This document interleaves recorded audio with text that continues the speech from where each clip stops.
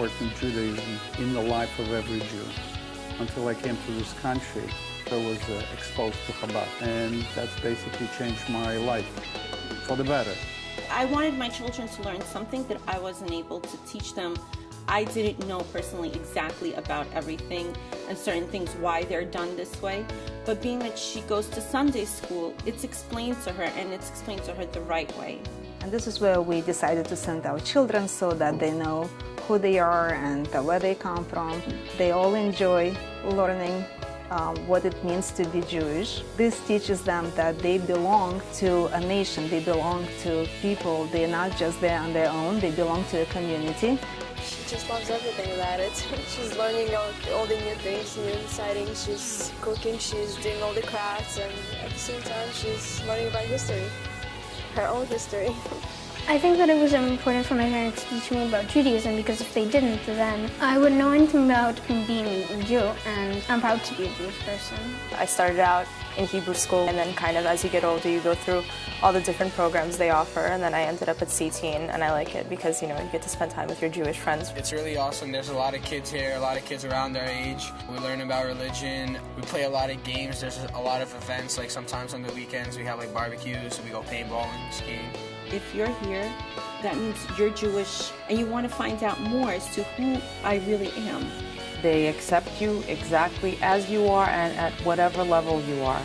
Chabad Neshama, it's a home. It's a core, it's a heart, it's a soul. You feel always like home.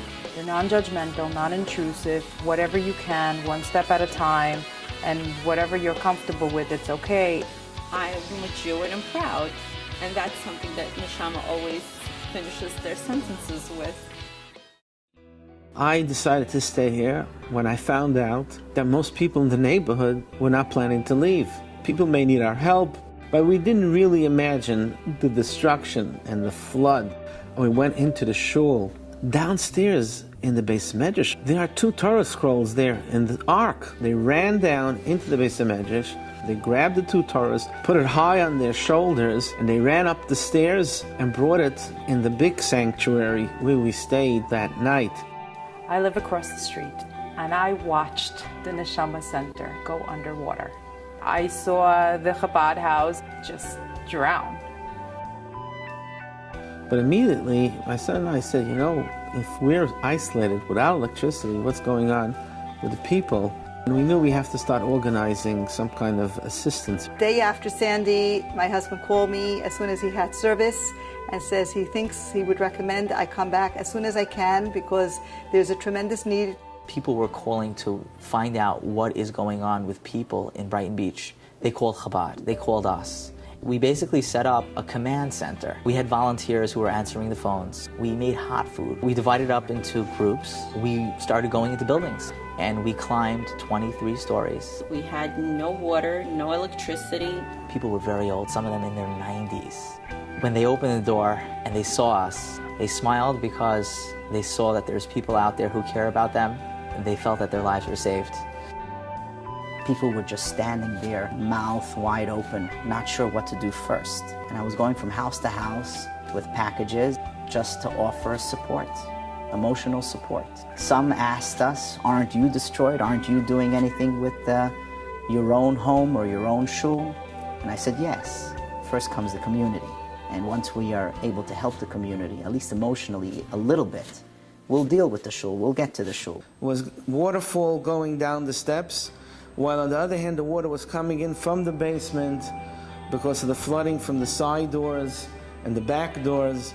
This room, this large room, was the center of so many events, and there's nothing left. This was the social center of our community here. There was a commercial oven, there was sinks there. We had over 100 senior citizens over here who relied on us to feed them, and we helped them and provided them with their warm Shabbos meal. In the kitchen alone, with appliances, to put our kitchen together, you're talking $150,000. We're looking at over $1 million to rebuild the shul, to put it back on its feet. Since Sandy, we've been rebuilding. We rebuilt a preschool from scratch, and we want to continue rebuilding. We have to It's harder to learn here than it was in the Hebrew Center. It's very small and there's not enough space, and we're doing lessons in offices. We have to rebuild.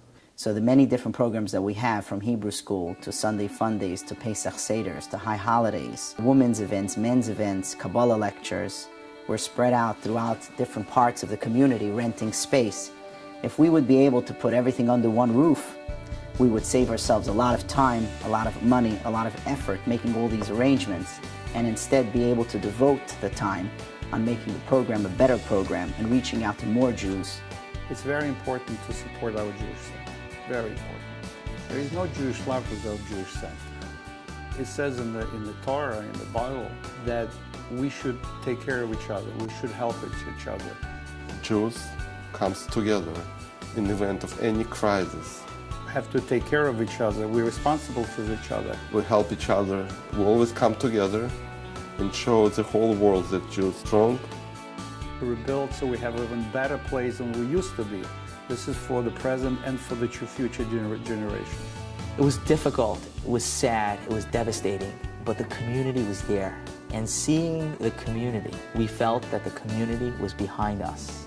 And we're counting on you to help us go forward and grow and serve the community for many, many years, so the next generation knows about their Jewish heritage. In order to maintain our tradition, we have to have a place. That's why it's important everybody to come together and rebuild it. Any efforts, small or big, everybody has to pitch in, participate, and rebuild this nice place for our community.